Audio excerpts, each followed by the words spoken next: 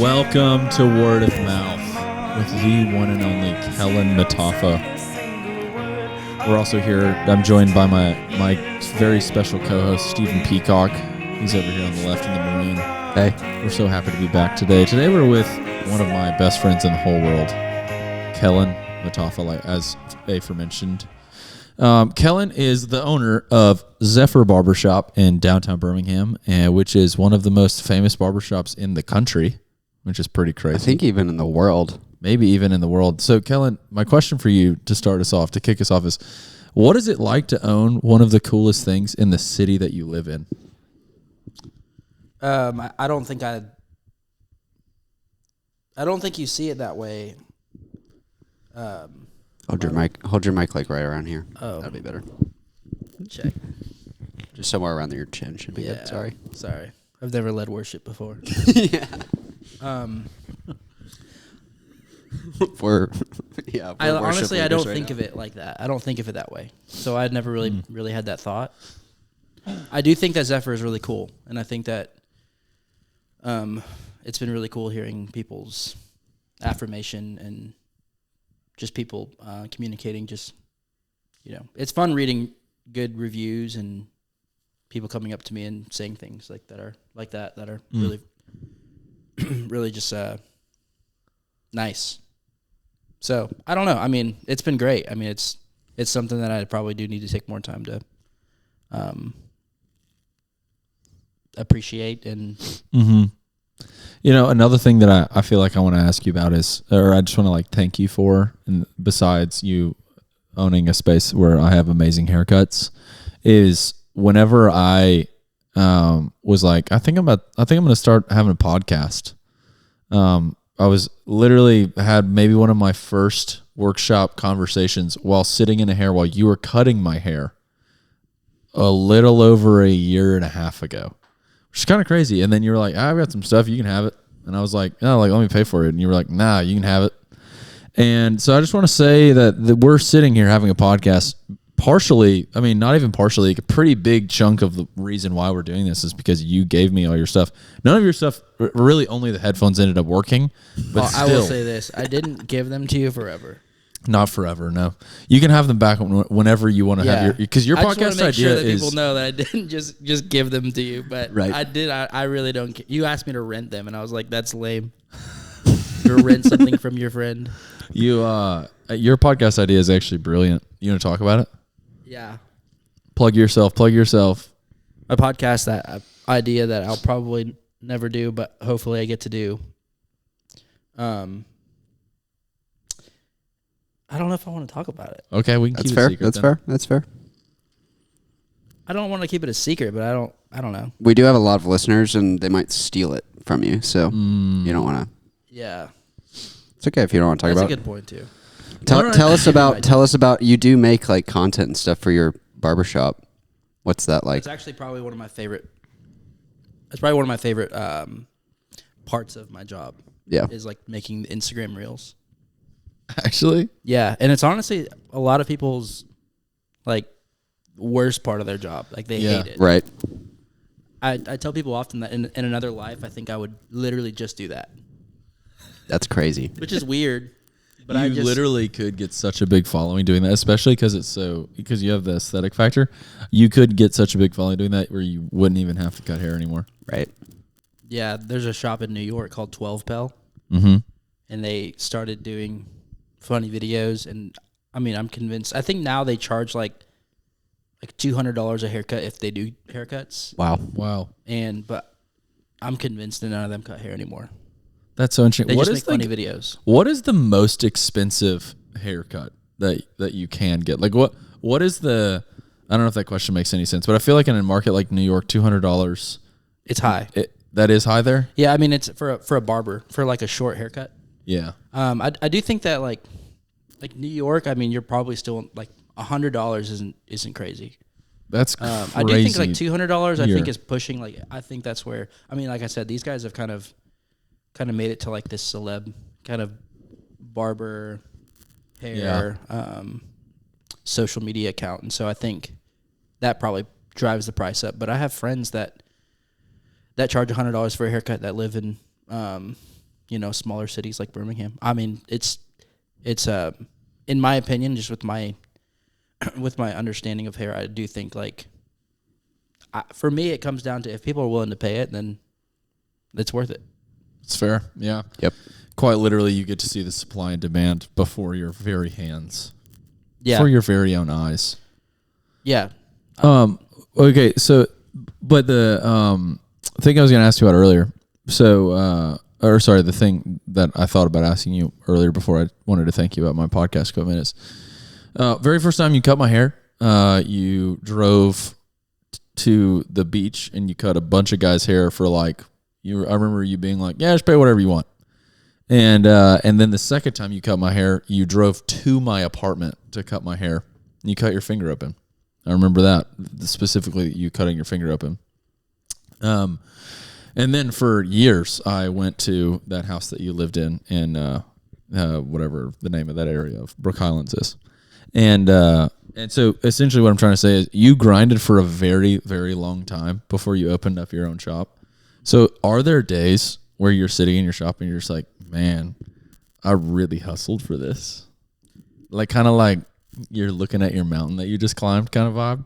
Yeah, I think it was dragged out. I think a lot of that grind or hustle just had a lot to do with not necessarily like the cutting hair in like, bathrooms and cutting hair in basements and all that kind of stuff. Like had more to do with my timeline of where I was in school still / no, that's it really. Like timeline of where I was in school with at UNA, and not able to start a barber school / like not really wanting to like have to go to a barber school and trying to see if there's any way that I could just like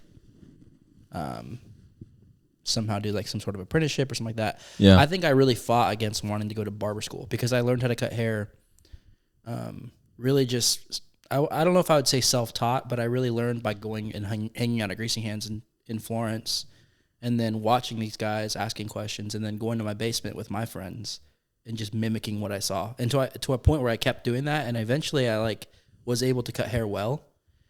And so for me, thinking about doing a whole 10 months to a year in barber school just didn't sound fun. It just sounded like I was just gonna do it for the sake of jumping through hoops, which I just was trying to buck against. But eventually I gave in, and I needed to do that. And so I think a lot of this, thinking back to like I said, cutting hair in basements and all that kind of stuff, like. It was a grind, but a lot of it was because I was stubborn to just not go to barber school. So that's interesting. Did you know that like another thing that literally maybe not many people know is Kellen's not from Alabama. He's from California. And I think that always makes for a great conversation whenever we talk about that. But when you were, even back then, like even in high school, in your first year playing quarterback and at a collegiate football level at a school in California. Another little known fact about Kellen is he was a quarterback. But anyways, even back then, did you know you want to own your own business? Yeah, I think I've always wanted to be a business owner of some sort. What was your original entrepreneurial idea? Original, I mean, like throughout high school, I didn't have like any sort of business desire in general. Like there wasn't anything that I was. It's always changed, I'll say that. Like, the farthest I can remember of, like, being an entrepreneur of some sort. And it's weird saying entrepreneur because, like, yeah, I own a small business downtown.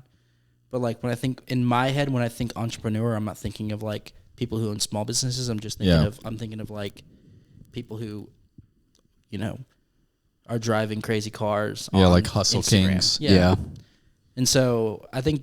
But to the definition of the word, I think the first time that I could think of being entrepreneurial in my life was when I was in 4th grade. And do you guys remember those like lanyards where you'd buy the little plastic lanyards and then you'd put 2 over and then 2 underneath, and it like created this like. Wait, yes. I think I know what you're talking about. It's like long, like. It's like a braid thing? Almost like a braid. But But it was like square. Yes, I know exactly what you're talking about. Yeah. I started a business where I bought a bunch of colors, and then I started making them, and then I would weave in a keychain for your backpack. Oh, that's and sick. I started selling them at school for like for I think 25 cents or 50 cents. Oh, that's hype. And I remember I had everything in this box underneath my bed, and like I had so much quarters in there because people. So like that's the first time I could remember like being entrepreneurial at in anything. And then when I got to high school, two of my friends, Tyler and Patrick, Tyler was like super into LA like streetwear. Yeah. And like we loved like Diamond, and we loved like the Hundreds, and there was a company called Pink Dolphin. Yeah. And we were so into that. And Patrick was a friend from my baseball team, and he and I were always just like wanting to invent something.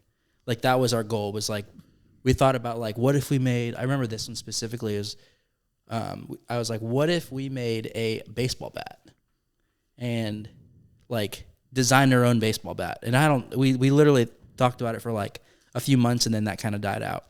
And then we're like, what if we did like a push pop, but it's butter? That's a good idea. I think that's actually a thing now. I don't know. Actually, I've seen people who they melt butter and like put it into, it's like a DIY thing. They put it into like a deodorant container. But I've seen that. That's actually really smart. And so that was one thing that we were like, let's try and do that. And so that didn't work. And then Patrick, so I had Patrick, and then Tyler was so into these. He was working at Zoomies. He worked at a couple stores. And we came up with this clothing brand called FR. EHFAR. Everything happens for a reason. And we on Custom Ink, I think is the website. Oh yeah. We went on there and like I made the designs on paint. Oh yeah. Wow. On paint. And I made these designs on paint, and our logo became a shaka. A shaka sign. And then we were attaching like I was attaching like cheetah print to like the shaka sign, or different colors. And we were doing like a lot of, we're in California, so we were doing a lot of tank tops. Yeah. And we were doing a lot of we did sweatshirts with like FR in cursive, and then we did the dance team at a rival high school. One of their dance team captain, I think, was like one of our close friends, and we made all of their dance shirts. No way. For their and we were able to put FR on the back with like across the back here, and that was like, I mean, I think I only made like $300 and something bucks like total. Yeah. For like me, I think we each came out with like $300. That's huge. Which is, as a, I think that was junior year. Yeah. Junior or senior year.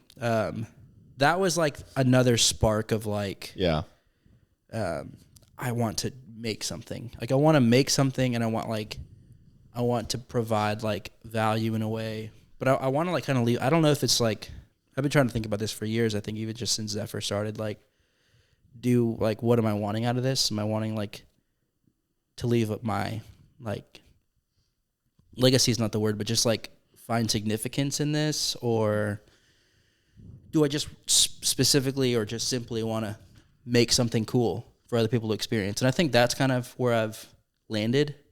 And so I think that's something like when I look back at my life so far, I think there's been just like a little bit of, that like kind of woven into my story. Yeah. I think it is hilarious hearing your perspective, or hearing the California version of that. Because when I was in high school, me and my buddies, like, I mean, you probably experienced this at UNA a little bit too. This isn't really a thing anymore, but back in the day, like Frocket t-shirts with just random brands were everywhere. And me and my buddies, mostly me, started a company called Preppy Peacock. It was like completely based off of Simply Southern, which is the most popular t-shirt brand. Yeah, I've never heard of that before.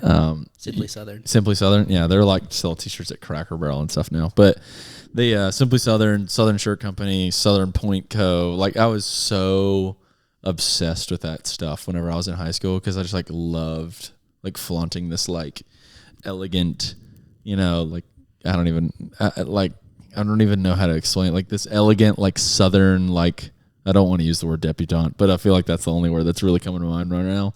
But that kind of vibe, like I was like so into that vibe whenever I was in high school.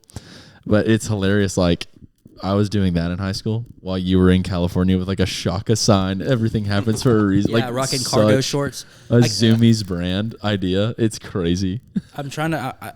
I probably somewhere have on my on someone's Facebook. We have a picture of what that would have looked like, and I'll have to find it. But I mean, it was a long, oversized tank top. Oh yeah, with cargo shorts, high top Nike socks. Still got them. Still got it. With Vans. Yeah. That's crazy. Vans to match, though. Not like mostly just, all white Vans, all black Vans, black and white Vans, period. But like colored Vans that might match your outfit. the shirt. Like cheetah print Vans to match the cheetah print Shaka. Yes. That's pretty insane. Yeah, the only overlap between my high school fits were just the white Nike socks. And it's so funny that those are the only things we are still wearing right now. Yeah. Is the white Nike sock is just... Yeah. It is a little bit timeless. They stood the test of time. Yeah. They are timeless. Yeah, they're timeless. They can be worn poorly. If you wear them with loafers, they suck. or you wear them with Under Armour shoes. Oh, dude, that makes disrespectful. That makes me like abnormally annoyed whenever people mismatch brands, like Under Armour shorts with an Adidas. But it's got to be. But it's got to be sports. Like, yeah. I'll wear these with my actually I do wear these with Reeboks. That's probably not a good idea. But I don't wear shorts. No, yeah, like I'm talking about at the gym or something like that. Like also, I feel like whenever you're wearing an Reeboks don't really count. Reeboks are like. Those are like street. Yeah, I was gonna say those are like skate shoes. Yeah. I think in my head I'm thinking about like when you're playing sports. Yeah. So like if you're wearing the cleats with the short or with the socks or like the basketball shoes with the socks. Yeah, like don't wear Adidas Jordans, cleats with Nike Elites. Right. Yeah. Exactly. But I used to wear in football. In high school you double up your socks and wear one black, one white. Yeah. So there's like a black stripe. So Abby forgot her phone, so I'm just making sure that she's okay. Okay, good. That's really, really funny. Me and Mars were literally talking about that this morning on our run. We were talking about what do we actually want out of like doing a podcast? That's kind of like a New Year's resolution 2025 talk. And I think that's like a really great question to ask yourself. Like one thing that I was talking about was how can I align podcast being more of kind of like who I want to be in the world. And I really, really related with what you're saying, how it's like it doesn't really have very much to do with barbering. It has more of a thing of like you've been given a taste and an eye to make something cool and you want to make a like felt experience for someone to come in and enjoy something cool. I think that is like literally like the same thing. Like I have this like weird obsession. If I could do anything for the rest of my life today, I would franchise a Waffle House and make it like the best, coolest Waffle House in the world. You can ask Myers. This has been kind of my like hyper fixation lately. I also went to Waffle House for lunch, so it's really on the mind right now because I had a terrible Waffle House experience. You want to shout out which one that was?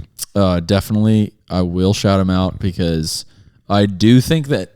I'll tell you which one it wasn't. I'll say that. Yeah, the one by Walmart in what is the name of that area? Like Eastwood, Irondale. Yeah. It's a new one. They're still trying to figure it out. But like there's some in Birmingham, like Green Springs. The one right here on 31. Is that one good? Yeah. Okay. The Green Springs one is like genuinely shouldn't be open. It is horrible. Like it is terrible. This one is the only one I go to. Really? Yeah. I've only been to that one day and it was on snow day. It was like literally we kind of were like, I don't know if we can drive there because it was snowing so much that day.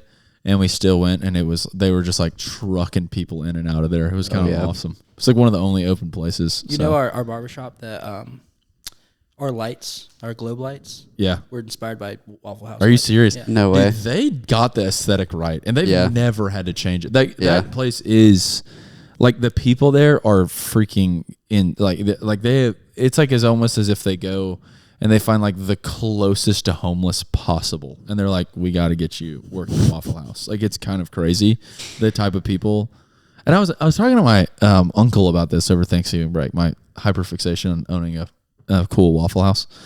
And he was like, honestly, the employees are part of the experience too. Definitely. And I was like, that's fair. Super fair. Because I was like, that's why you can't hire just like you got to hire some bad apples. oh yeah. It's kind of part of the experience. Yeah. I feel like if you could perfect, if you were a Waffle House operator, if you could perfect the act of finding someone who's like a weird bad apple vibe, but also has that like that amazing, because every once in a while you'll strike gold and you'll find one that's like, hey so sugar, strange. What can I do for you? Yes, so strange, but also like your cups are full all the time. Yeah. It's like clean as freak. Yeah, the food is good. Yeah, and you're like, this is it. Dialed. Like I've never been so glad to give my tip to people. Oh right. No, yeah, never in my life. It's actually kind of amazing. Today, one of the bad experiences was they got into a fight because this one girl wanted more.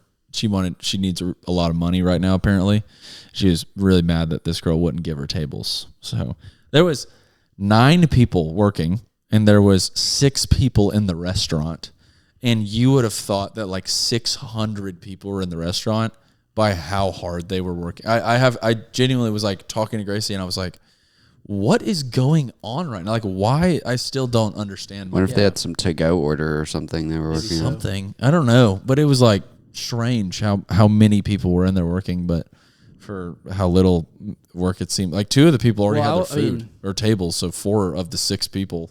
There's like an economics like equation called like the Chick-fil-A dilemma or something like that, where it's like there is a certain threshold of how many workers is too much for now things go from like, oh, we have enough people to be efficient to now we have too many people and it's inefficient. People are stepping on each other's toes. So that could be what happened. It's probably definitely what happened because there's a lot of people just walking around.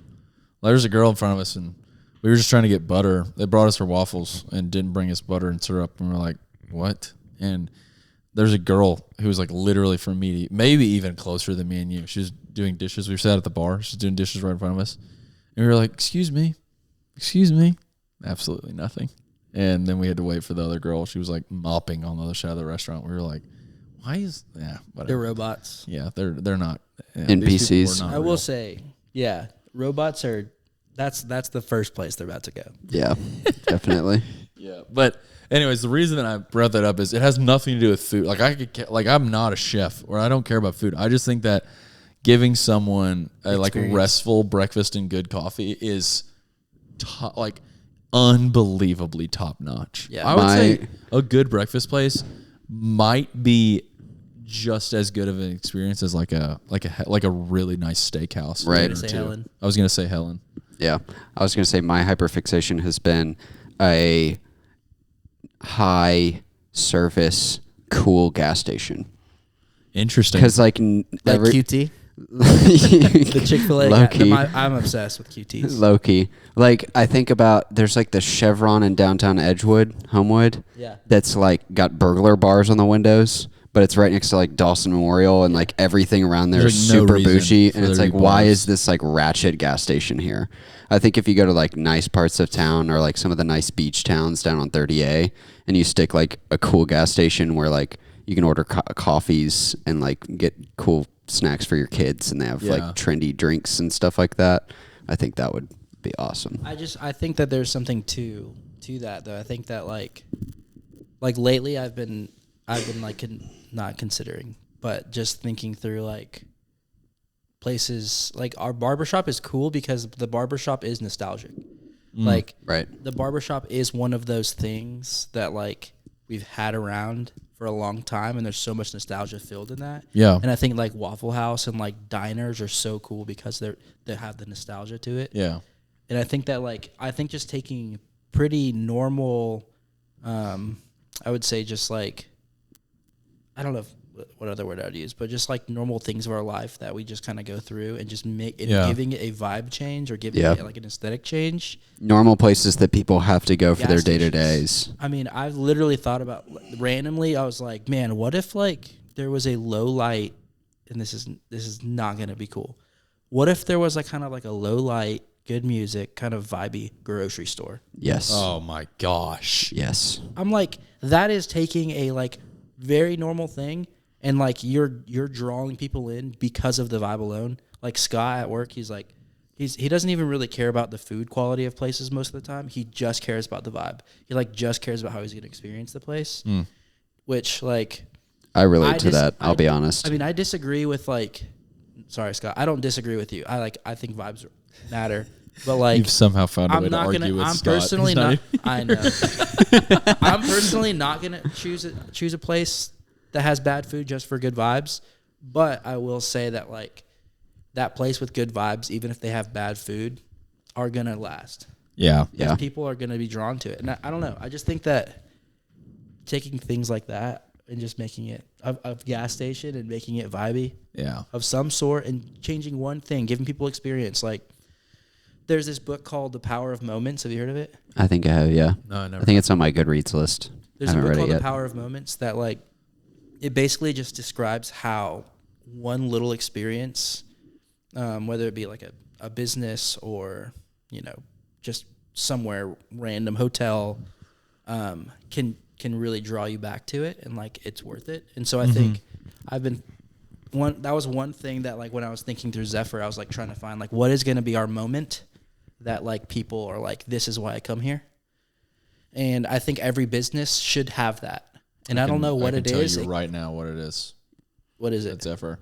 It's for sure the hot shave on the neck with the hot towel. Yeah. The hot towel was the thing that I was like, this is going to be the thing that I want to be considered our moment.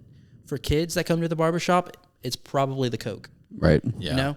But the power of moments, like when you go to like, I think it's like a DoubleTree maybe. That, the cookies? Yeah. Oh my gosh. But I'm like, if I'm deciding between multiple hotels at like the same price range, I'm probably going to go for the DoubleTree. There's a hotel like or I think it's a motel in LA somewhere that is it's a 5-star motel. It's a trashy motel, I believe. But at their pool, they have a little phone. You can pick up the phone and say, I want 4 ice pops, please. And someone will be bringing you ice pops. Wow. And like it's something like that people catch on to. Right. Awesome. And it's kind of made me think about other businesses that I visit, and like what's the thing that and Chick-fil-A is my pleasure. Uh-huh. Yeah. You know, like so there's Dairy Queen is the turning of the Yeah. So it's just I really like that. I like that a lot. What's the moment? If you know, trying to create it's a place. crazy too that I had an experience. Me and Gracie were in Maryland for Thanksgiving, or for the weekend before Thanksgiving, because her brother and sister-in-law, sister and brother-in-law live there. And we were talking about it. Like, we went to this Mexican restaurant called like Sevilla or something like that. It was like freaking cool. Like it was the coolest restaurant ever. Amazing interior and exterior design. And the food was like super yummy. But our server, like everyone we interacted with that was an employee of the restaurant was just like, it was almost as if they were like you ever seen like the Jimmy Fallon, Will Ferrell, like SNL skit where they're like at the pretentious clothing store? Essentially they're just like, you can go shop at Gimbals. Like they like tell people to leave the store because their store is quote, so, by the way. Oh yeah. Like you can leave the store because like your businesses will be better somewhere else. So that was literally the vibe that the server had. And Gracie and I were like, we get that it's Maryland and like the Northeast people are mean, but like just in general, like if you want to win a Michelin star, which is like an across the board standard, like not like you have to show Southern hospitality, but like just hospitality in general, you need to be kind if you are. And you need to go like above and beyond. So anyways, we were sitting there and Gracie's mom was like, obviously like Gracie's mom is not their typical person who's like in there, who's like into reading. Like their menu had like, it was a like Mexican place. And their menu had like unnecessarily way too much Spanish on it. If you know, like they called their quesadillas Chihuahua quesadillas because Chihuahua is the name brand of the Mexican imported cheese that they put on it. I'm like, you could have just said cheese. Like you didn't have to put Chihuahua. But anyways, it was just a random thing. But anyways, Gracie's mom was in there and she was like, so do y'all have anything like fajitas? Which is like obviously such a like a funny thing to say at like such a nice restaurant, like or such like a not like rice and beans Mexican place. And the guy was just like, no, can I get some drink started for anybody else? Like literally that fast, was just like away from it instead of like coming down to her level. And Gracie and I were just like talked about it for the rest of the night. We were just like, no, like, just like so that's crazy. Annoying. And I'm like, I just don't understand. Like if you're going to work in the service industry, that guy seemed like the only reason he had a job there is because he needed money. Yeah. And I'm like, I don't understand that.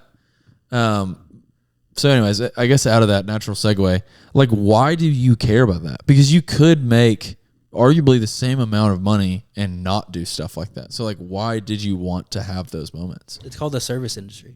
Like it's, restaurants, barbershops, salons, nail places, like these, hotels too, like where your business is meant to serve people. Yeah. Like, at the end of the day, that is my job.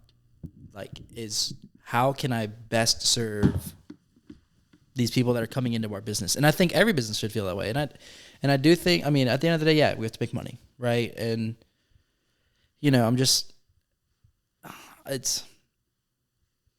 that's why I care. Yeah. It's like if I think in my head, I'm like, how would I want to be treated? A lot of times, like Zoomies. I love going to Zoomies. You ever been to a Zoomies? Yeah. I love going to Zoomies in the mall. Anytime I was at the mall, I would stop at a Zoomies. Simply because when you walk in, you know that you're going to be greeted immediately by some really hyper guy with a backpack on. And I don't know what it is. And like, maybe sometimes I'd walk in there, I don't really want to talk to anybody. But it's like, there's just this interaction. I don't know. I feel like when someone is kind to you and someone is friendly to you, I think it does something in us psychologically where it's like, this place, like I'm like dropping a pin here. Yeah. Like I want to come back. That is super interesting. I think that there is something to say about that too. Cause I think about the places that I enjoy this so much. And I don't know really why, because whenever I got to college, cafes like really intimidated me because coffee is like gatekeeping culture, and coffee was like such a thing for so long. And but I couldn't really tell you why, but some point sophomore year I like really fell in love with just like sitting at cafes. And I think cafes are one of those places where just in general, when you sit in and have that like coffee experience that hits, like you're talking about, like the moment, at least for me, it kind of caused me to start considering like comparing the different experiences that I've had. And that is like an addiction that I have not been able to budge like at all. Like I go to any city that I go to, I will go to a cafe and I will sit and compare and like consider everything that they're doing and the differences and all, like everything in between. And I literally will go, out of my way to go to good cafes whenever I'm in a city if I remember one. And literally, I quite literally work at a church. And so I think about it all the time with ministries as well. Like, it is crazy. Like, me and Gracie are going to New York next week.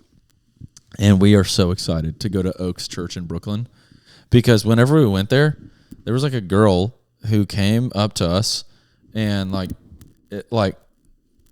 just like, hey, like, I really like y'all's outfits. And we were like, oh my gosh, thanks. Like, do you live here? Yada, yada, yada. We told her we were just visiting and she thought it was cool. But she like still just sat there, and then we just chatted for a long time about what it was like to live in New York and whatever. She was like 22 and like was there like she lived alone and was from Ohio. And anyway, so we just chatted for a while, and then the guy gets up there to like start the service, and like he's up there for kind of a minute, and we're like wrapping up what we were saying to her, and she was just like, I'm so sorry guys, like I have to go. And we were like, oh yeah, like you're good.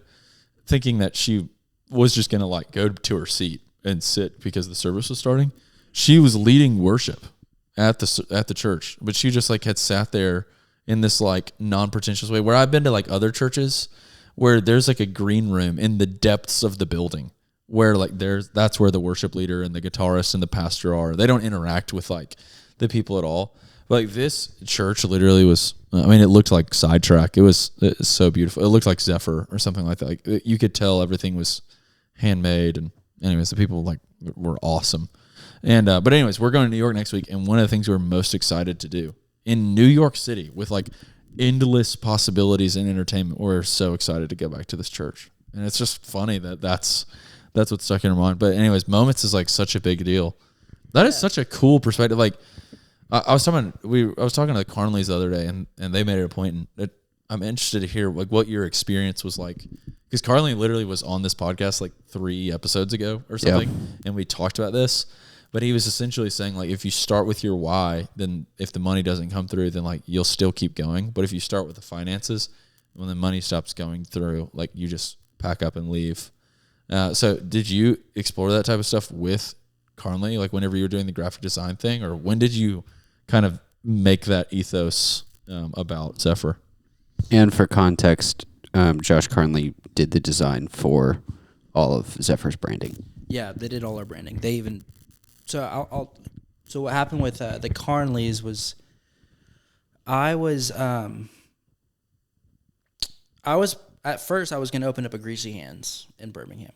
That's right. I forgot about that. Yeah, so that was the goal. And what is Greasy Hands? Greasy Hands is started in Florence, then they opened up in Tuscaloosa, and that's where I worked. And we were always wanting one in Birmingham, but in Birmingham you have to have a license in Jefferson County for 2 years before you can be eligible to own a shop.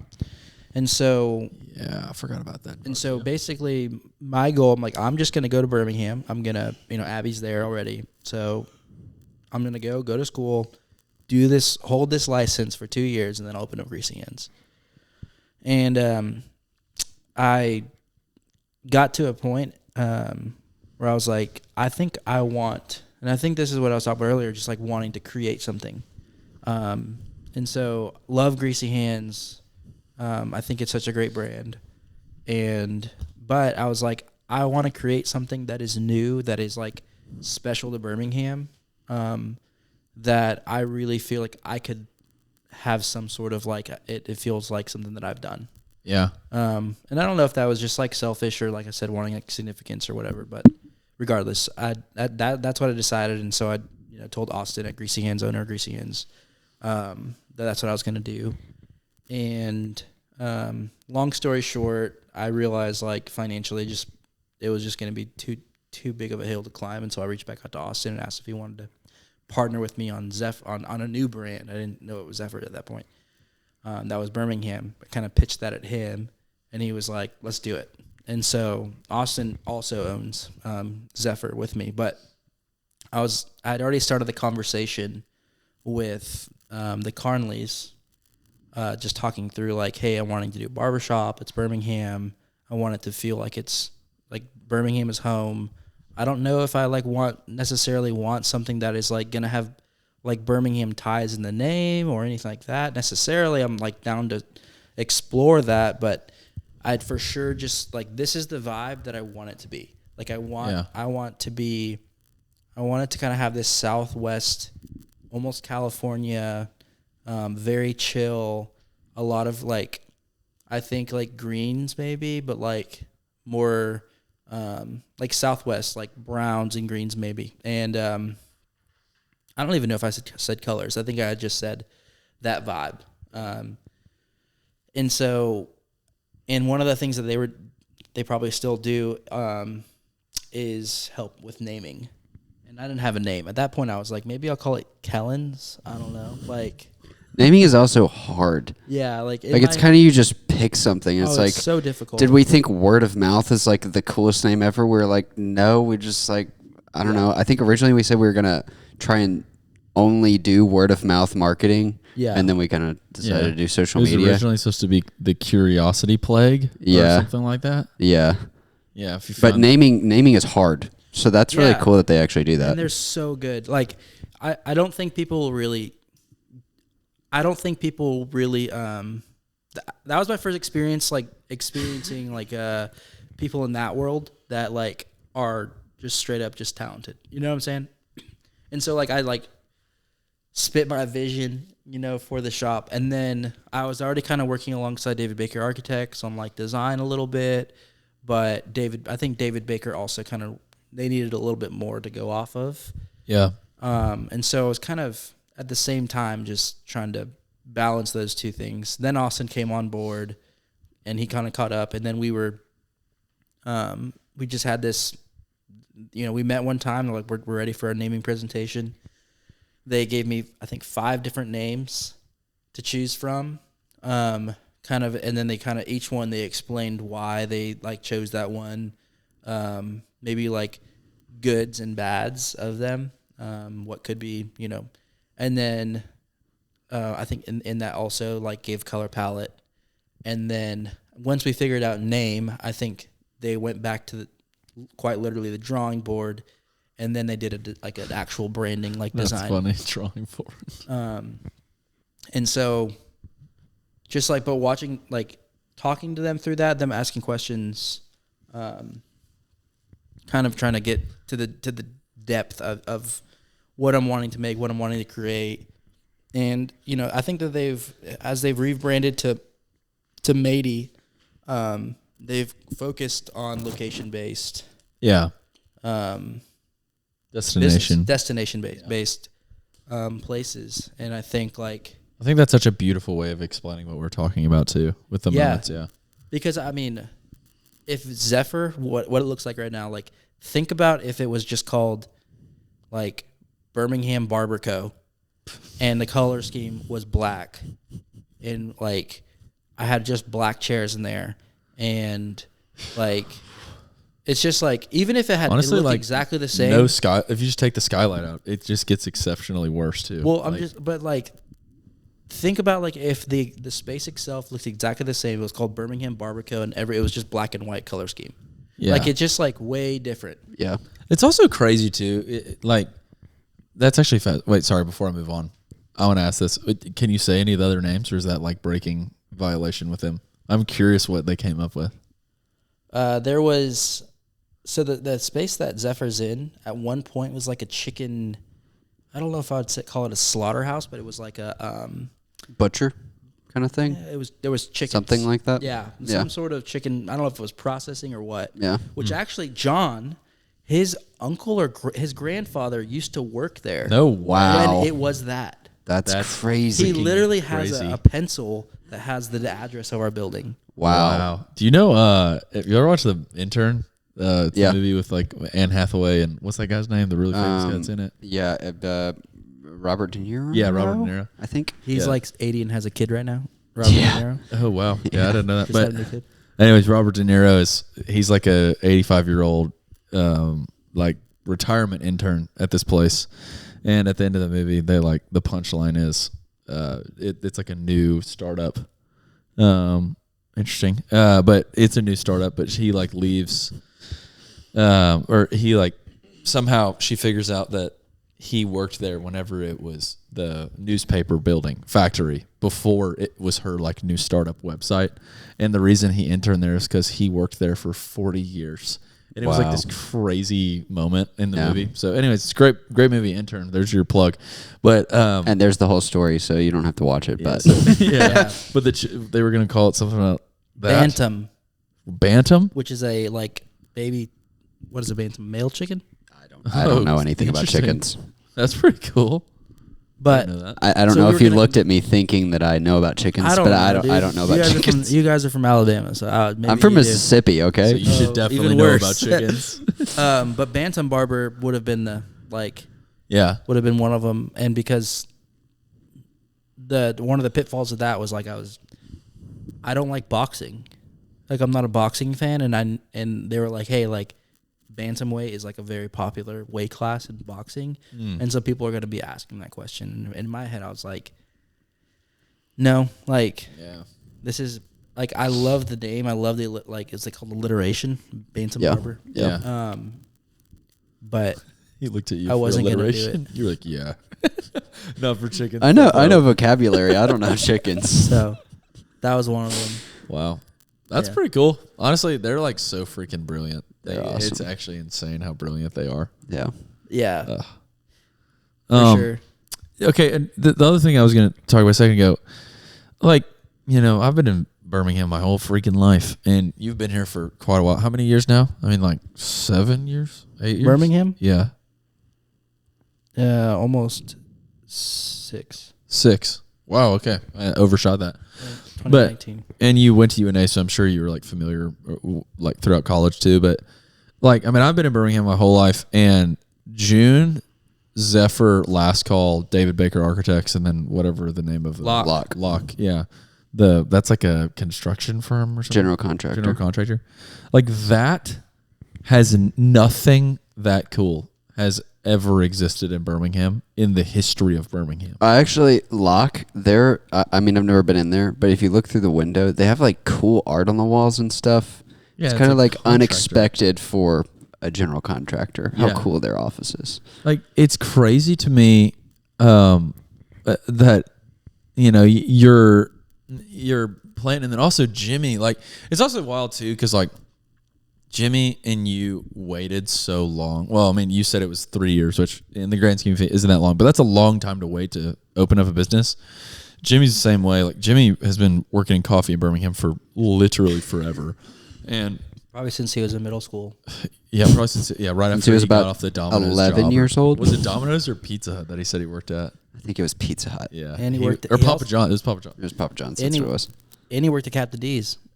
Did he really? Yeah, he didn't share that in the podcast. No, he didn't tell us that. That's hilarious. He said Pizza Hut or Papa John's or whatever, and he played Xbox a lot. Yeah, he said Pizza Hut was his favorite job of all time. Yeah. He hates his job now in comparison to Pizza Hut. Yeah, dude, I think my favorite job of all time was working drive-through at Starbucks. Really? I tell people all the time when I retire of some I just want to go work drive-through at Starbucks. That's so funny. I would die if I saw like an old dude as the Starbucks guy. Thank you for choosing Starbucks. What can we get started for you? Man, you've already got it dialed. I mean, dude, what can we get started for you? I mean, I used to go, thank you for choosing Starbucks, or it was, thank you for chewing Starburst. What can we get started for you? I would die laughing when people wouldn't catch on. I would try. The funny thing is, people, Starbucks? It's like a robotic response for people. Yeah. They're like, "Oh, can I get a coconut cream cold brew, whatever." But when I worked at coconut cream? Yeah, venti. When I worked at Revelator, did you have whipped cream with that? Yeah, I would try and change it up like that and be silly about it. I'd be like, "What can I do you for?" And they're like, "Huh? Like, you didn't ask me, like, what can I make for you or something?" When they don't hear the expected question, then they malfunction. That's kind of funny. Whenever I worked at, it's just so, Whenever I worked at Black and White in North Carolina, I was like kind of out in like a suburb where definitely people don't necessarily understand that coffee why nerd. Someone would even care to make that funny, you know? And people walk in, I would just be like, "Sup?" Like genuinely wanting to have a conversation with him, and it wasn't like this transaction essentially, and they were like wildly thrown off doing it. I'm like every single time. It was very funny. Oh man. But anyway, so this place is like insane that opened up, like this building. Like what, I guess like so many other people just don't get it that lucky, like don't get that lucky to have this like opportunity to open up in a space like that with David Baker, who's like unreal. Well, the reason this all happened is because like Amanda and Kyle. Amanda, who's the principal, David Baker, Amanda Loper, and Kyle Tyree, who's the owner of Lock General Contractors. They bought this building. Yeah. And, Amanda and Brandon had moved back from San Francisco years ago. Uh-huh. And I think she probably just saw potential in having a really cool, well-designed space. Yeah. So when they bought the building, I think that they just did a really good job of, I'm saying this from my perspective of like, they chose us. But like, I remember when I approached her about a barbershop because I saw Jimmy was going to do the coffee shop there, and there was 2 more open spaces. And I approached Amanda about if a barbershop would be something that they would be interested in having. Yeah. And she was like, she literally said like a barbershop is like honestly one of my like dream like clients to have. Wow. And that's so sick. And again, it's just like, I think she saw the potential of a really cool, well-designed coffee shop, barbershop, and then bakery. And so I think like I give all the credits to them because they could have literally just had like white box a building that looks like a strip mall, and then just like put some of us in there, and then just like made the revenue and like kept going. Yeah. But like they intentionally designed each of those spaces. Yeah. It's actually unreal how beautiful those spaces are. I think it's exceptionally impressive, that book that I read of yours that they wrote. Do you remember the name of it? Like 9 Ways? Yeah, 9 Ways. These guys that own this architecture firm or whatever you want to call it in Birmingham. They're based in San Francisco. Yeah, based in San Francisco, and she's like an award-winning, like, and her husband's friggin' cool. But anyways, awesome. We'll get them on the podcast. Yeah, one day we'll get them. We'll get them on. But anyways, they're like beautiful designers, and they wrote this book called 9 Ways, and it just talks about how America lives in this like kind of toxic cycle of never doing anything creative with their homes or their spaces because they don't want to ruin resale value, and how the lie, or not the lie, I guess it's the truth of resale value kind of just like destroys how beautiful your space could be. I guess that's the premise of what it is. And yeah, I remember like one of the lines in the book was like, if you want yellow walls, paint your walls yellow. Like, don't worry about resale value. Like, you can repaint them one day or something like that. And or if your family needs 3 bedrooms, then like build a 3rd bedroom. Like, don't worry about. Or if your family only needs 1 bedroom, like take out a bedroom, like stuff like that. And I think it's like so cool how they just refuse to do like the money making thing. Like, I think it's so interesting. I'm going to try and connect this really quickly, but the whole idea with like I don't know, this is kind of a hot topic thing. I don't really have a formed opinion on this, but the gender pay gap, I think it's so interesting why, like, I understand in a situation where like a man and a woman are doing the same job and the man's getting paid like more, like that is inherently sexist. But one of the ways that conversation kind of gets taken a little too far for me is whenever people just associate a higher amount of income with a higher amount of worth for a human being. Because I just like deeply disagree with the fact that if you make a lot of money, that means that you are you have a higher value or like worth as a human being. I just don't agree with that. So in the same way, I feel like people associate like, oh, I can make more money if I cut costs here, therefore my endeavor is best. And I just like don't agree with that at all. I think that kind of back to what we were talking about way earlier about like how, whenever you're doing something, you should be asking not the question of like, how can I be the most efficient or how can I be the most profitable, but does this align with the impact I want to make on the world? And so anyways, I think it's like so beautiful the way that like the Lopers with David Baker do this like insanely like cool thing of like taking spaces and making them beautiful instead of taking spaces and making them profitable. And I imagine that was like probably an unbelievably good experience. So whenever you did interact with them and they were like, Barber is our dream space, they're also like, I don't know exactly how much you want to talk about this, but they're also like top dollar designers. Like they're very like, they're not luxury, but they kind of have that aura to them. So what was it like you not being this like hedge fund kid or something like that? I mean, at that time I was 27, Jimmy was 27, and Hannah was 26. Oh, wow. Like none of us were, like this was all our first. And so I think all of us were at a point where we were like, how can we achieve what we're, searching for without breaking the bank? Mm-hmm. And I think that's another, that was something that they ran with. Mm-hmm. And so like when we first were talking about Zephyr, I think like the initial design plans like they wanted to do some like really awesome like Spanish tile along the plumbing wall by the mirrors. Yeah. They do a lot of like really cool tile and brickwork. So yeah, they do. And I was like, that would be amazing. I can't afford that. Like I just can't. And so what can we do that's going to be cheapest and most beautiful and done well. And it was like, plywood. Let's do the CDX plywood. Yeah. And we can put like a matte sealant on it. Yeah. And that like kind of partnered with the mirrors. Yeah. Is just gonna like give some balance and then make our like the skylight and like the barbershops kind of like the focal point when you walk into the shop. Yeah. Because the chairs itself are probably like the thing that I like didn't want to budge on as far as like I wanted to like just buy really pretty chairs. Yeah. Are those brand new or are those vintage? They were new. Wow. Because they still have the cigarette thing in them, so I didn't know if they were like old. Well, they had a little thing. I think you could.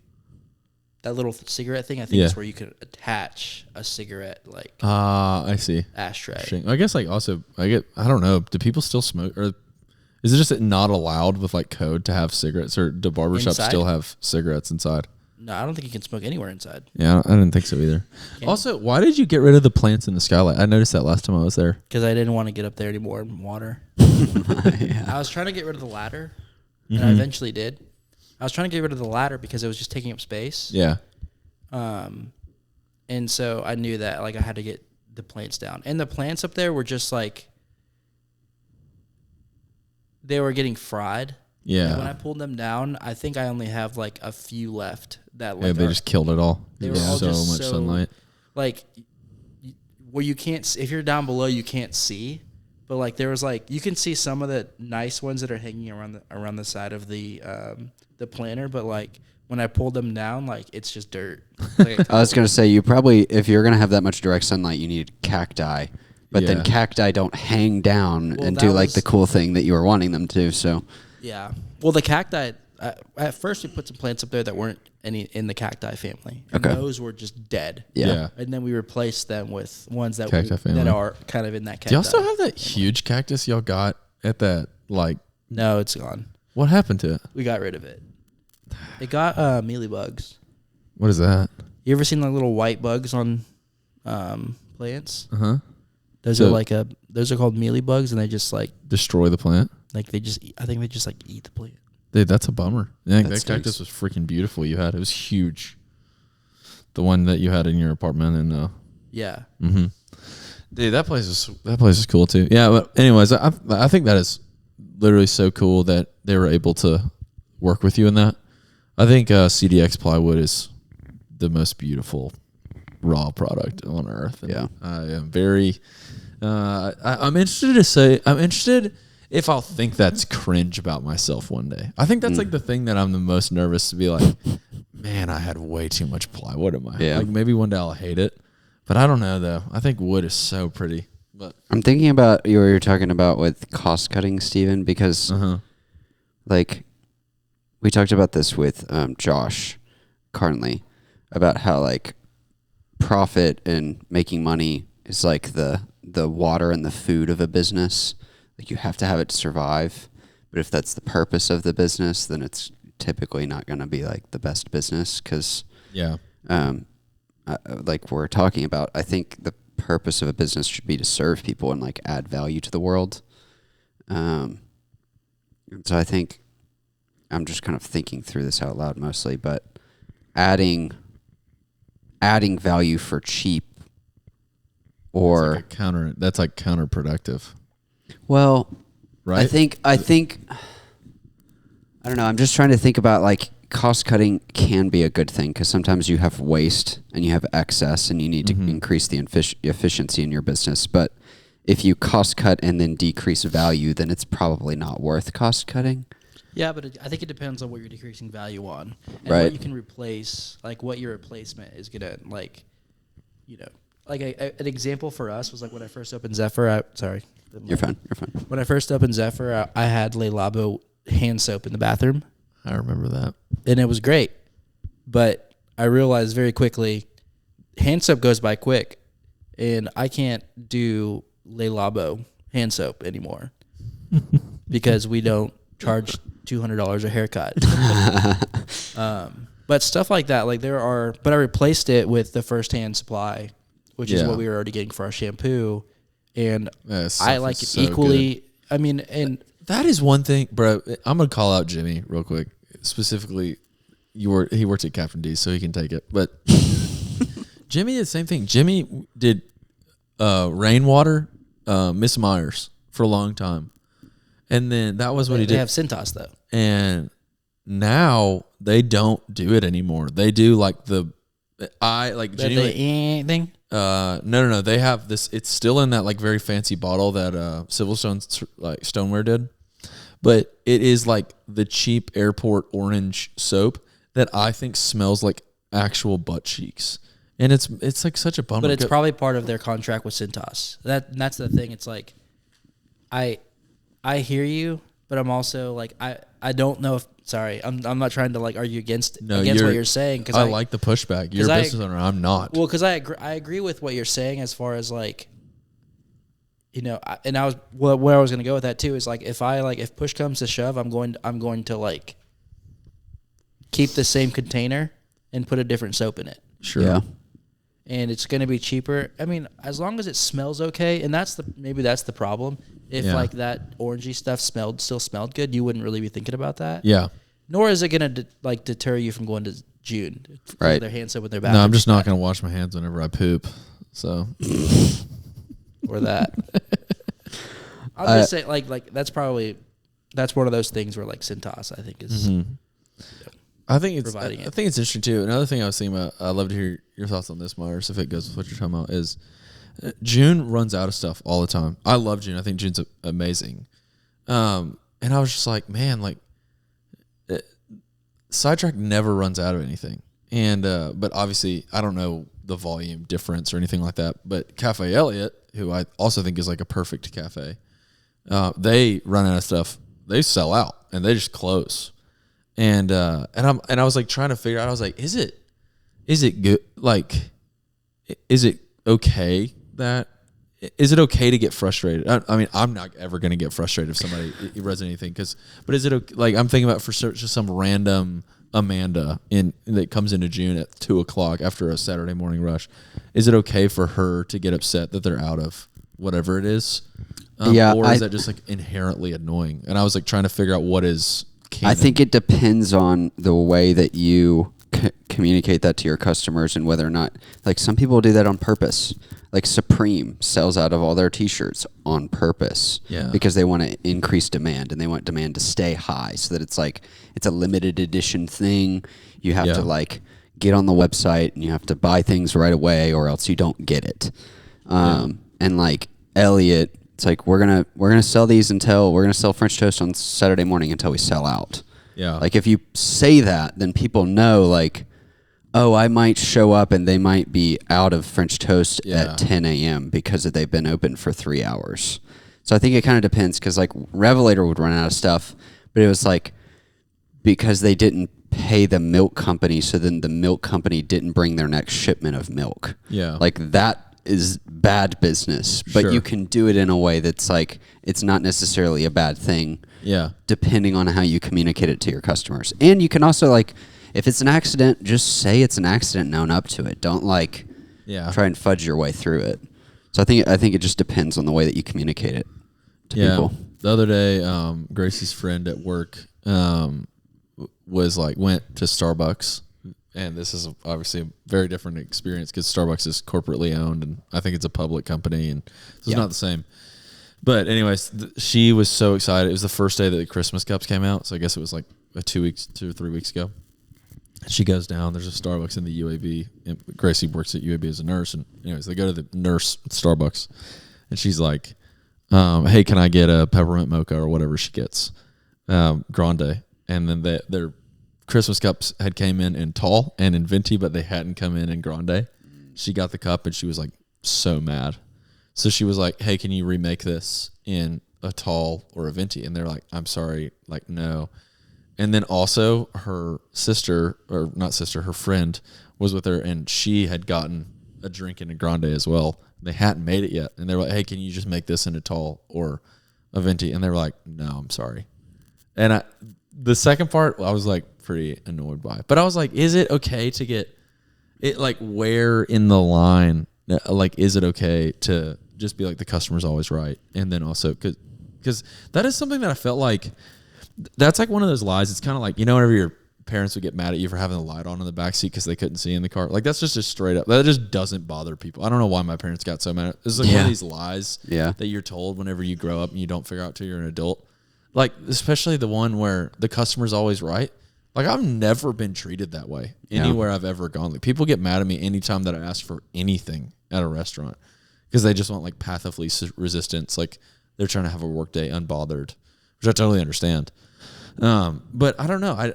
I wonder, like, where do you draw the line? Like, as a barber, I imagine, like, or is it a regular thing for people to be like, hey, can you actually do, like, this a little different? Yeah, I guess, how do you deal with unhappy customers? Yeah. Has anybody ever asked you for, like, a refund because the haircut's bad or something like that? I don't know. I think the customer is always right, like, is one of those things that, like, I feel like in our world is probably I think in any world, it's a debate. Yeah. I think it's a spectrum, because I think the customer is always right in that it's like, in my world, I'm like, look, it's their hair.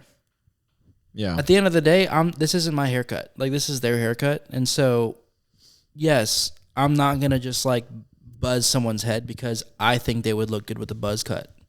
Yeah. And so there's a balance of that and, like, hey, like, this is what you asked for. Can I make a recommendation of, like, maybe why I don't think this would look good on your haircut and, like, explain to you why? Mm-hmm. And if they're like, but I think I'm just going to do it anyways. At that point, for me, like, I guess that would be the equivalent of, like, the customer is always right. I'm like, sure, I'm going to do what you want. At the end of the day, I'm going to give you the haircut that you desire. Yeah. Whether I like that haircut or not. Yeah. But my job is to steer you, and, like, hopefully this is more of a collaborative thing. And, like, yeah, I do have experiences of people like, hey, like, actually, can you do this a little differently? Mm-hmm. Even though, like, I did it the way that I think might look best, I'm going to be like, absolutely. It's service. I'm there to serve them. Like, I either say, no, I'm sorry, like, this is how it's done, and I lose a potential client. Yeah. Or I say, yeah, sure, and then I swallow my pride and I continue to have revenue, from that person. And so it's like, I think coffee shops can be the most popular place where stuff like that is a lot more prevalent. Yeah. To where, like, the coffee cup thing, like, I've worked at Starbucks during that season. I know what they can and can't do. And in that situation, I'm like, hey, like, I'm not going to remake your drink in this cup, but can I just, like, give you a cup, and maybe then I can, like, you can have a tall cup and you can just pour.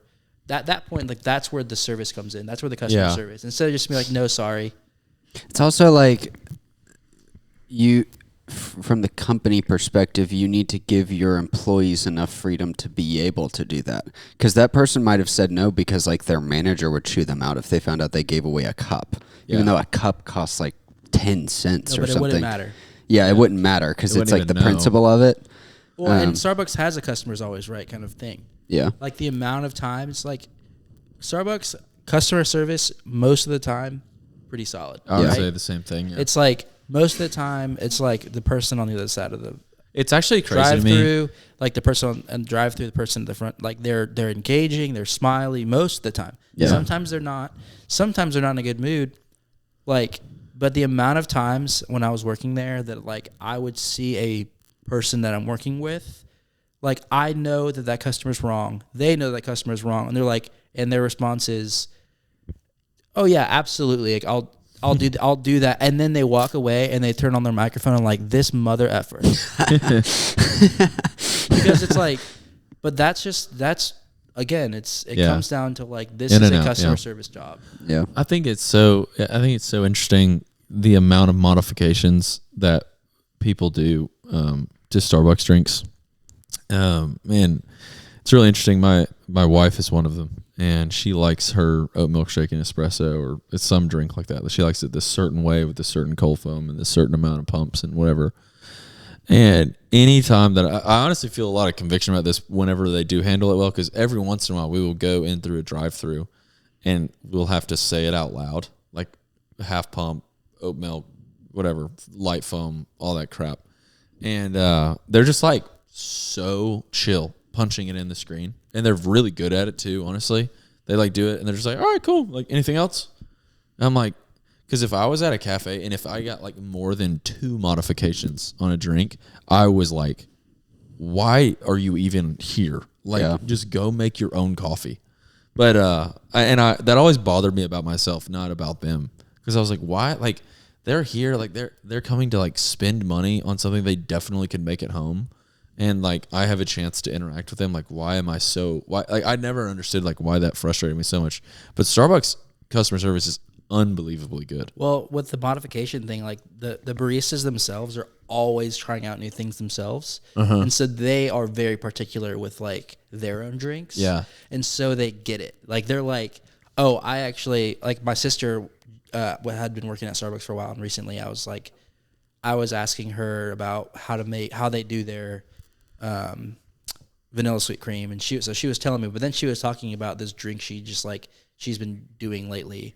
And like it's like half pump of this, like full pump of this, and two pumps of this, and like, you know, half cream. And I'm like those baristas, you know, when I was there, the TikTok hadn't become a thing yet. Yeah. But at that time, there was the Starbucks secret menu website. Yep, I remember that. There was forgot about that. The Starbucks secret menu website was this like. It wasn't like wouldn't call it a secret website, but it was a website out there that Starbucks baristas had gone on after they had created all these crazy things at their job. And they went on there and they put in how to make these certain drinks with these ingredients. Yeah. And then people would come to the Starbucks, and what we were told was like, hey, if someone comes to your drive-thru or to the up and orders a secret menu item, tell them we actually don't have that on our menu, but that sounds like a secret menu item. Do you by chance have the recipe on hand? Then if they can tell us the recipe, instead of being like, oh, can I come and get a Starbucks? Can I get the butter? What's the butterbeer frappuccino? I'm like, hey bud, I don't know what a butterbeer frappuccino is, but if you had the recipe, I can for sure like try and make that work. Yeah. And they're like, okay, it's right here. It's like 2 pumps of hazelnut, 2 pumps of toffee nut. You know, it's like strawberries and cream. It's like, I can sit there and press those buttons. Yeah. And then it comes out, and like at that point it's different. Like, sure. But the big old like craze with like modifications at Starbucks. Yeah. Was because of their own baristas. Yeah. They were the ones that were messing around with their ingredients recipes and putting it out on the internet for the general public to see. So they can't complain about that. Right. I got a brief taste of that. I honestly kind of hated on Starbucks for a really long time, and I'm trying to get Myers. Myers had his first peppermint mocha the other day, and he said, I understand why you get these things. Those are year-round, by the way. They told me that the other day. I was blown away. Really? They always have peppermint. Yeah, they don't have peppermint mocha on the screen, but they have peppermint and mocha. So you just get mochas. Yeah, people don't know that peppermint syrup is always because there's a peppermint tea or something like that. They always have. Different. Yeah. But anyways, they were. I was on Reddit and I was just like best Starbucks drinks, thinking that everybody was going to say the brown sugar shaken espresso. No, medicine ball tea was by far the most favorite. That was actually a secret menu item that made it on the menu. Wait, actually? Wow. So that was a secret menu item that you had to know the recipe and say it and order it that way. And then eventually it was so popular that Starbucks put it on their menu called the medicine ball. That's insane. And I think recently they've changed it from medicine ball to something else because they can't call it medicine something. Oh, it's not like medicine. Yeah, freaking. And so they had to change the name to like something. Fauci was coming for them. Was pissed. Right, but that was RFK's coming to save the day. There's been times when like those secret menu items have satire, guys. Sorry, have jumped. Dude, that actually is insane. Have you ever had medicine ball tea? No, what is that? It's so good. I don't know. It's like lemonade. So you say it's Starbucks employee. It's steamed lemonade and hot water with like peach tranquility tea. I think jade citrus mint, honey. Yeah. And that might be it. It had like. I don't think it actually helps you when you're sick. There's probably no way that it does. Yeah, but it has that taste where it's like, oh yeah, you could. It kind of has like a chai. Like it feels good for you. Yeah, but the lemonade has steamed to be lemonade. Yeah. Mm-hmm. If I'm telling you, when you guys don't feel well, just buy lemonade, put it in your what's it called? Yeah, steam wand. Steamer, not steamer. Steam wand. Steam wand. No, what's the thing on the side of the espresso machine? No, not a steamer, like a kettle. Kettle. Oh, dude, that's actually not a bad Put it in idea. your kettle and drink that with like some honey in it. I'm telling you. Well, yeah, I was gonna say, like lemon D, juice and honey is like a traditional medicinal thing. Well, what's it? The hottie toddy. Is that what a hottie toddy is? Hottie toddy is bourbon, lemon, and honey. Oh yeah. Oh, that sounds yummy. Yeah, that would be like, and that's also it's like a hot old fashioned kind of. Dude, that sounds kind of yummy. But yeah, medicine ball tea is literally so goated. Like it's crazy. I was super off. But also the Starbucks online community, super like much busier than I would have anticipated. I just thought that it was like kind of a robot like. Kind of like, oh, I need to go get coffee. No, that's the only place that I know exists. Let's go. Like they don't actually think about it. There's like opinionated Starbucks people out there. But it also blows my mind. Like when you're in New York, there is a Starbucks every other street. Like it is. There's no telling. I would love to know how much Starbucks rent is per month in New York, like in Manhattan alone. It would have to be like, it might be like $500 million a month or something. I don't know. I don't know how much rent in Manhattan. Almost as much as Zephyr's rent. Almost as $500 million a month. Yeah. Speaking of what, how much? I'm just, oh man. Kellen, hey, man, this has been a great conversation. Do you have any parting words for your fans? No parting words. Roll Tide. Hey, Roll Tide. Kellen is, like I said, owner of world-renowned Zephyr Barbershop in downtown. If you are a guy listening, please go get your hair cut here. If you haven't, if you're not, you are robbing yourself of joy. Trying to think of any other plugs I have for you. Kellen will have a podcast one day. Mm-hmm. All right, so the podcast idea.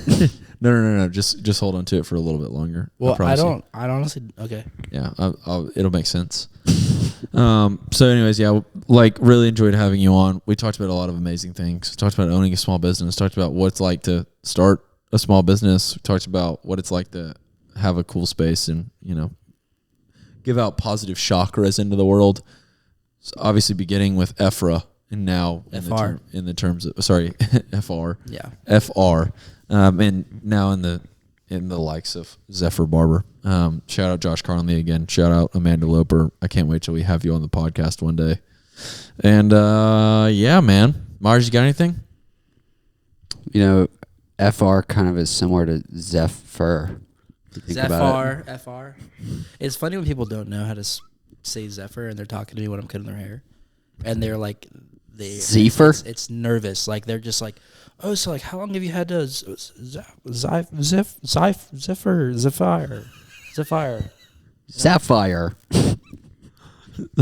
I went to high school. One of my favorite friends in high school was this girl named Zipporah. I haven't thought about her in forever till you just said that. Zipporah, I gotta look her up on Facebook, see what she's up to these days. She was funny, man. Thanks for coming on, Kellen, and thanks for letting us film at your house. Yeah, your house is literally beautiful. You can see us, and you can see what's behind you too. If you're you watching. can see his house in the reflection. He has a dance studio in his living room, so yeah. He break dances up this here. couch out of the way and set out the bar and just start, playing. Whenever we got here, he was doing head spins to Michael Bublé Christmas. It was pretty sick. He was like kind of the Australia girl, Olympics Australia girl meme. Thanks, guys. Thanks so much for listening, guys. We love you so much. Merry Christmas. Bye. Secret segment of the podcast where we're going to talk about secret things that you can wait till right now to listen to. All right, talk to us about your secret podcast. well, I also want to hear raw thoughts on SMU getting into the college football playoff. gosh. Well, podcast. I think that this conversation about our businesses and kind of like I hope, but I think like if people listen to this that don't really know anything about Zephyr are going to be like, when they're going to June next time, they're going to walk by Zephyr and be like, I know about that place. Yeah.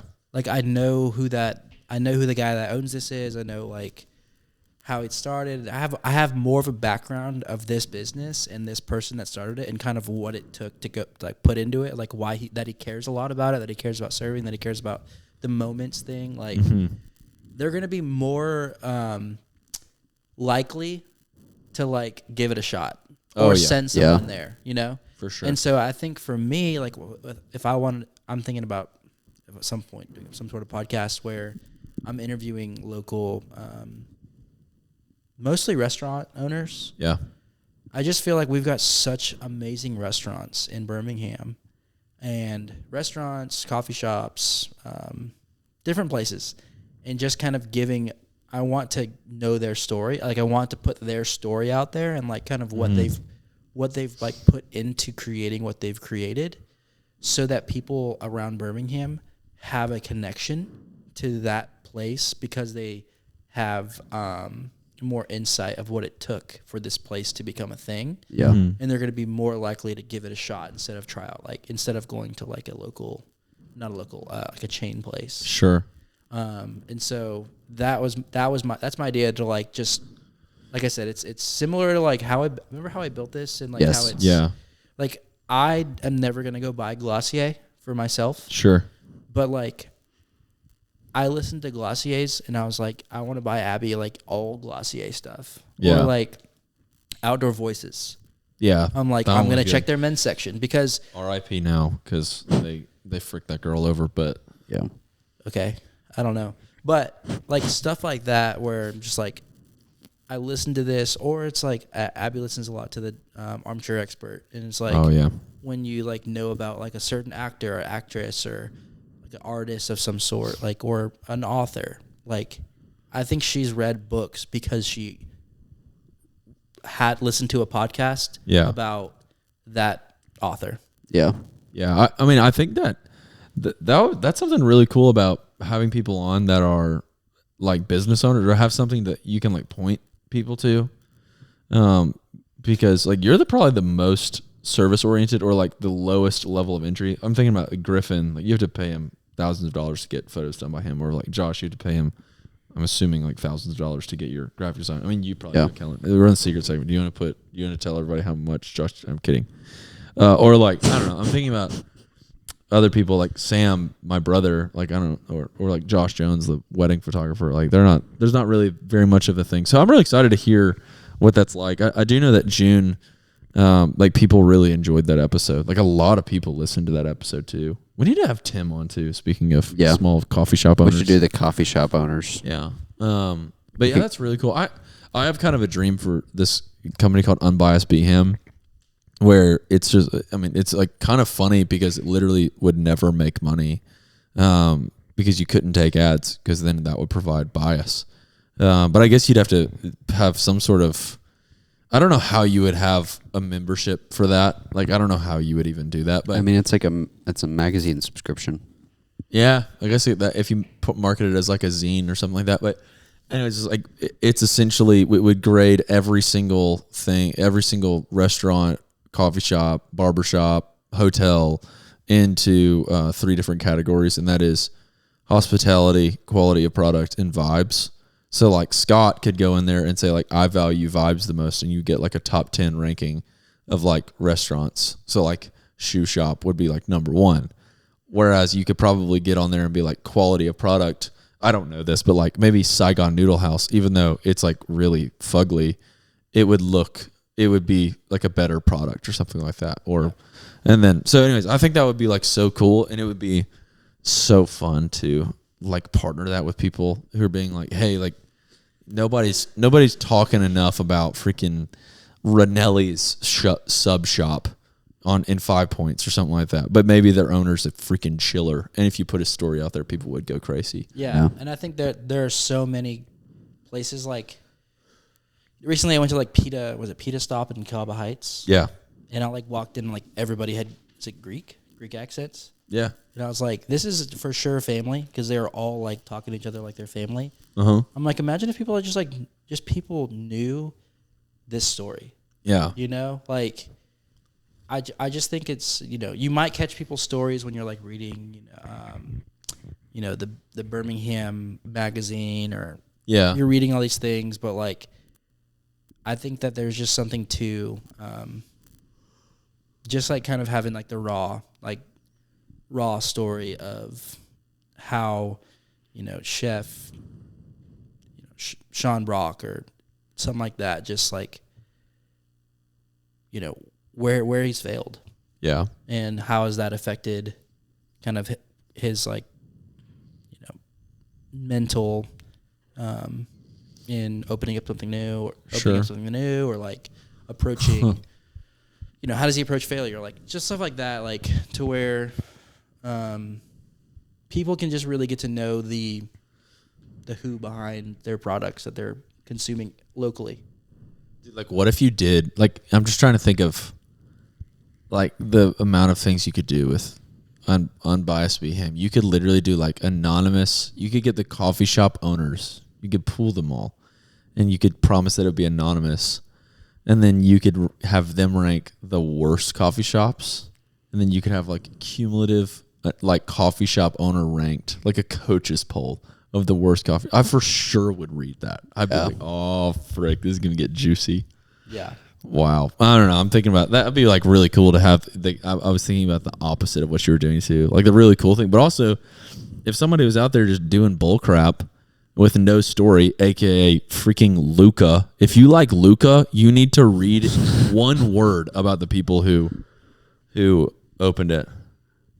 That's fascinating. Do you want to have a brief college football discussion? Meyer sports segment. Sure. Okay. Press a button to make Kendrick Law is entering the transfer portal. Caleb Odom. Caleb Odom. McVay.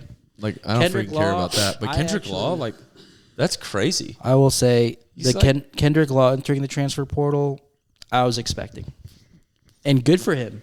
Yeah, honestly, he's kind of trash this year. So no, I he don't freaking wasn't. care. He wasn't trash. Kendrick Law is like was literally going to go make $1 billion somewhere. He was underutilized. That's true. He was underutilized. He was our best blocking receiver.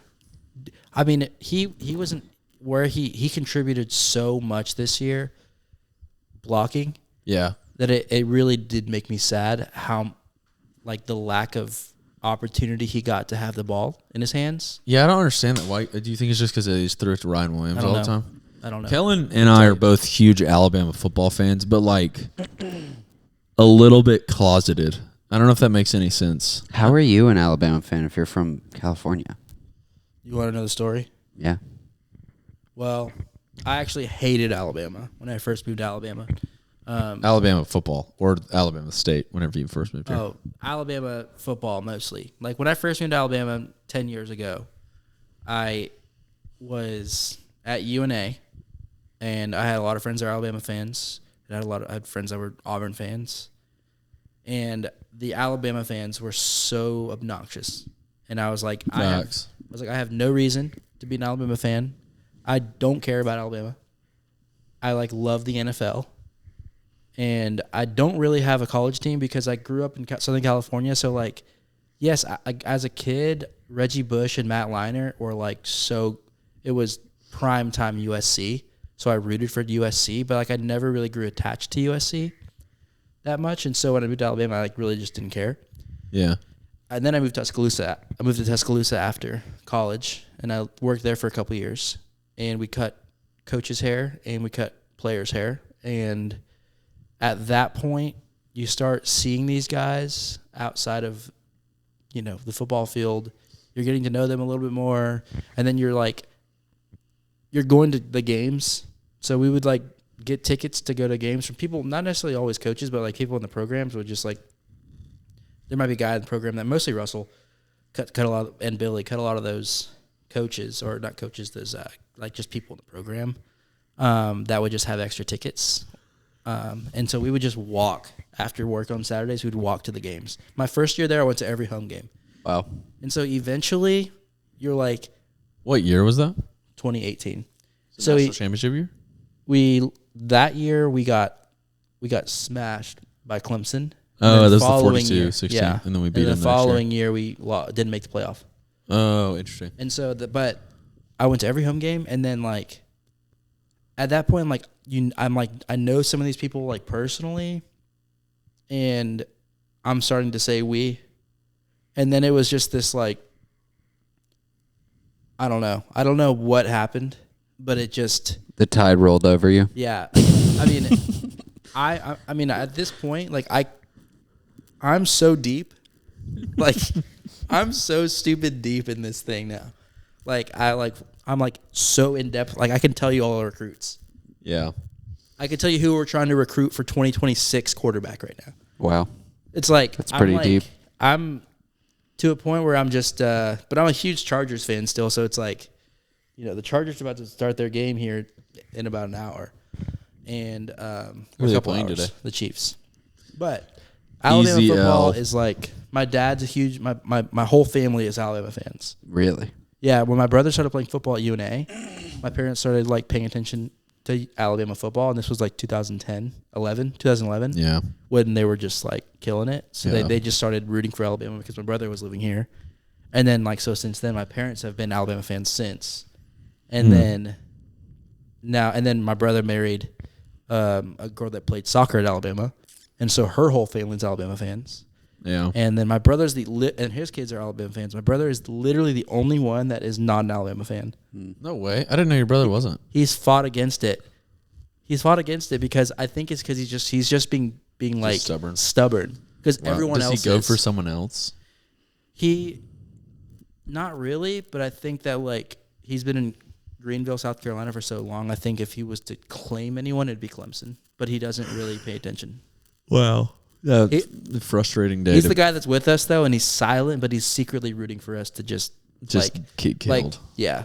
Dude, it was so interesting today being on. This is definitely we've lost all of our listeners by now, so I'm just. It's a secret segment. We can talk about whatever.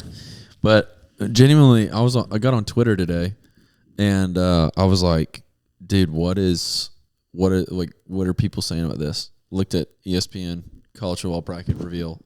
Scrolled down. Everybody was like, this is so whack. Look at this freaking bracket. Like Boise State is going to play the winner of I don't remember exactly what it is, but it's like some teams got screwed and other teams who were just like literally terrible got in just because they got less losses. I still don't believe that logic, obviously, because I'm an Alabama fan.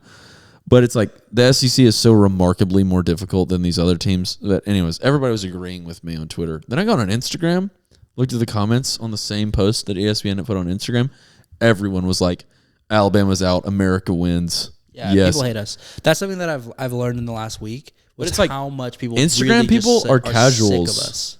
Instagram people are casuals, and Twitter people actually know what they're talking about, though. Just in general, in fanship, that's like kind of an understanding. Is like people that actually know ball are on Twitter and Reddit, and people that are like just whatever entertainment people, they're all on Instagram. So I think it's interesting how the entertainment people are like, frick yeah, Alabama got screwed. But then the people who actually know ball is like, they're like, no. Yeah, and I'm kind of in the camp too. And like, I think because I didn't grow up like, I'm a huge Alabama fan now, and I'll obviously always be rooting for them to make the playoff. But like, today's decision, like, I didn't walk away and think Alabama got screwed. I really didn't. Like, because the committee today had to make, and I don't know how long the sports segment is. I don't contribute to the sports section because I don't really care. So, but y'all just talk because I know that you keep looking at your phone and you both want to talk about it. Well, here's the deal: the committee today had to make a decision between: are we going to incentivize teams from playing in their conference championships? Yeah. Or are we going to de-incentivize teams from having a hard schedule? That's the decision that it was a lose-lose today for the committee. Yeah. So at today's decision, if I'm the committee, I would rather not de-incentivize people from playing in their conference championship games. I think that's stupid. I don't agree with it, but anyways. Yeah, I mean, I think incentivizing people to play hard games all year long is so much better for fans than conference championships. Nobody I even agree. freaking cares about conference championships. I totally agree with and that. Conference championships aren't about to matter at all because they're about to just build the freaking. I don't know. At least I thought they were just going to build a super league. I agree with that. I think that the want to know what really went wrong? What was that they ranked SMU 8 last week. Yeah. If SMU had been ranked accordingly, let's say they just ranked them at 12. Yeah. And then they had lost, they wouldn't be there would have been no brainer that Alabama's in today. Yeah. Who is SMU playing? Aren't they playing like Penn State at Penn State? Yeah. What you were talking about earlier was like Texas. Texas plays against Clemson. Yeah. Clemson goes to play in Texas, and then if Texas wins, they play Boise State. Yeah. It's just almost a free ride to the Final Four. Yeah, it's kind of crazy to me. Does that mean? But Oregon, sorry, that's the 6 seed, 5 seed. But does that mean Texas has to play at Boise State? No, it's a neutral field. Oh, okay. But Oregon is the number 1 seed. This is another gripe. Oregon is the number 1 seed. Mm-hmm. In the quarterfinals, they're going to play the winner of Ohio State and Tennessee. Yeah. While Texas, the 5 seed, has to play Boise State if they beat Clemson. I mean, they're going to absolutely obliterate Clemson, and they're going to obliterate. I mean, it might be Tennessee, Texas, but it'll probably be Georgia, Texas again. It's just so boring. And, yeah, whatever. It's probably going to, it's probably going to be boring. Texas, Tennessee, or Oregon, or Ohio State. I guess it could be either of those. I'm going to go Texas, Tennessee, Penn State, Georgia. So who would beat Oregon in that? That's going to be the 4. I think Tennessee beats Oregon. Oh, Tennessee beats Oregon. That's what it would be. Gotcha. It's just hard for me. It's gonna be Rose Bowl, right? It's Oregon. It's hard for me to root, not root. It's hard for me to justify a SEC team losing to a Big Ten team. But I do think if there's a team that's going to do it, it's Oregon. So it could be Texas, Oregon. Yeah. Texas playing against Oregon, Georgia playing Penn State. Yeah. Winner. So it could be Georgia, Texas getting the natty.